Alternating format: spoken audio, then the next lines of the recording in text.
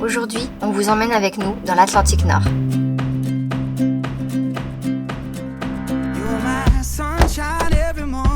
Nous avons eu la chance de passer la journée en mer à bord d'un superbe voilier. Nous avons été invités par un membre de l'association qui assure la gestion et l'entretien du voilier. C'est une association de passionnés qui s'occupe du voilier à la place de son propriétaire. Coucou! Alors aujourd'hui, on va faire une virée en mer à bord d'un grand voilier. Donc là, on est au port de Piriac. Et voilà, vous allez suivre la journée avec nous. Allez, c'est parti!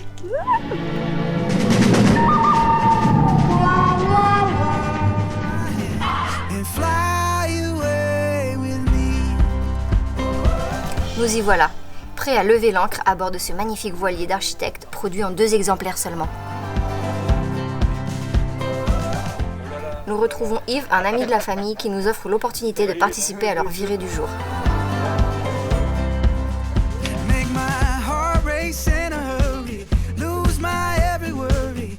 Le moussaillon Christian procède à quelques réglages moteurs avant le départ.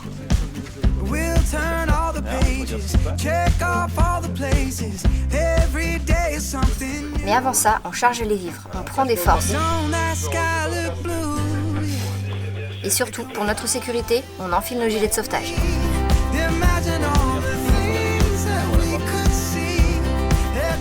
T'es prête, Marion? Je suis prête. Larguez les amarres. Pavillon devant, nous sommes partis pour une belle journée de découverte.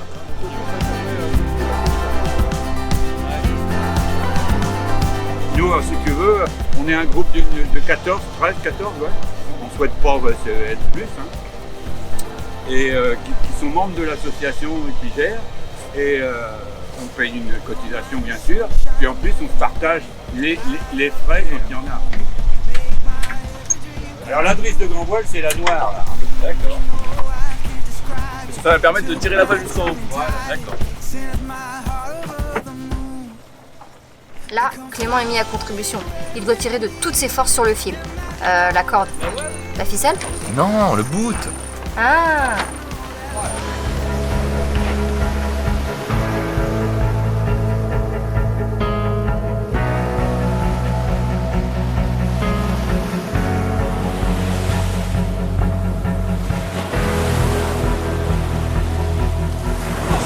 On y va.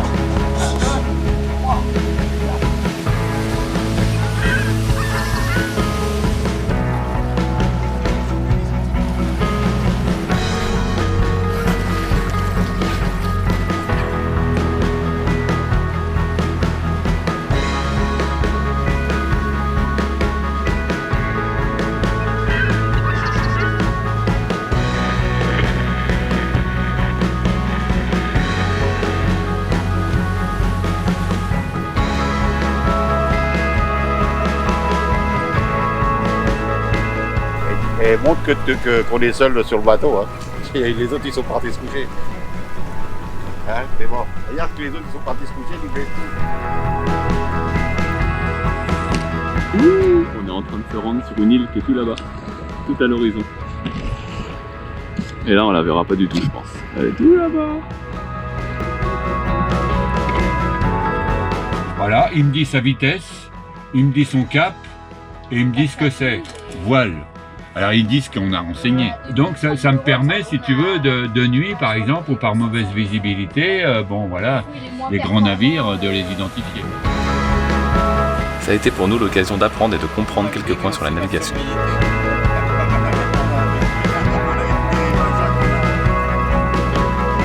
Nos 2 compères sont des marins aguerris. C'était un plaisir de naviguer à leur côté.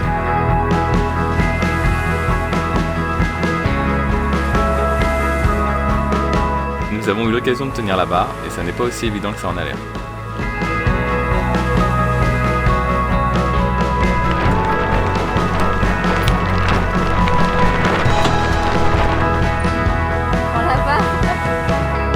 Mais le clou du spectacle, ce fut ce groupe de dauphins croisés sur notre route. Ils se sont approchés et ont joué avec la proue du bateau. C'était un moment inespéré et magnifique. Autant vous dire que j'en pouvais plus. Malheureusement, nous n'arrivâmes jamais sur l'île de Dick, car les éléments en avaient décidé autrement. Le manque de vent en fut la cause.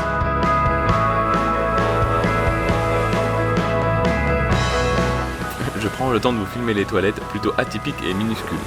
Beaucoup plus petites dans le Hummer. C'est vrai que même moi, mes genoux y touchaient la porte. Captain Marion prend la barre pour nous guider vers le port. Souquez les Artemus! Du calme, ma fille, du calme. En plus, ça veut rien dire, souquer les Artémuses. Ah, c'est ça, je me disais aussi.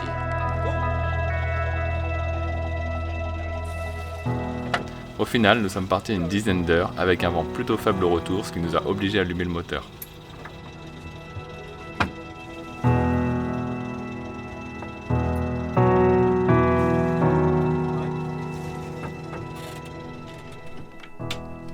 Mais attends, tu leur as pas raconté la mésaventure avec le drone? Je vais vous conter l'histoire d'un drone, qui par une belle journée de printemps, sortit faire quelques images d'un sublime voilier. Mais à force de vouloir prendre de belles images toujours plus loin, un problème technique survint. À ce moment-là, le drone ne répond plus. Depuis qu'il a dépassé les 1000 mètres, les commandes d'avancer et reculer sont gelées, et il est impossible de le voir dans le ciel au-delà de 200 mètres. Par je ne sais quel miracle, il me reste les commandes de gauche et droite et celles de l'altitude. Je somme mon équipage de rebrousser chemin. Le drone est derrière nous. Branle-bas de combat. On rentre toutes les voiles, rallume le moteur endormi et demi-tour. J'indique à l'équipage la direction en utilisant la vision qu'il me reste de l'écran. À gauche, à droite! C'est la panique à bord. La batterie descend à toute vitesse, environ 1% toutes les 10 à 15 secondes. À ce rythme, il ne nous reste que très peu de temps, quelques minutes tout au plus. J'arrête l'enregistrement pour limiter l'utilisation de la batterie. Chaque pourcentage compte désormais. Je l'aperçois enfin dans les airs.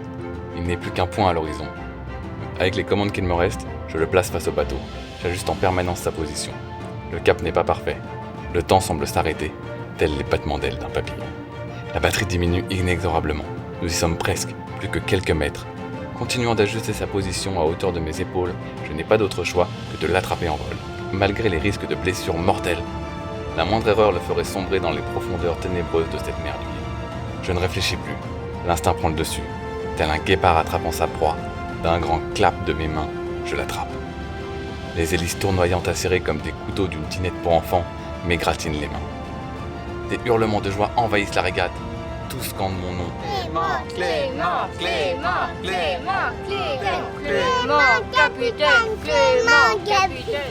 Me voici nommé capitaine du navire.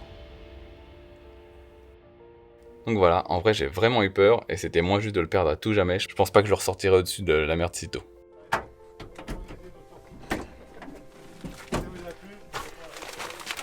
Allez. Merci beaucoup, c'était génial. Oh, il fait chaud. Et voilà, la journée bateau est terminée. Exactement. Le clou du spectacle c'était évidemment d'avoir vu ces dauphins magnifiques. Trop bien.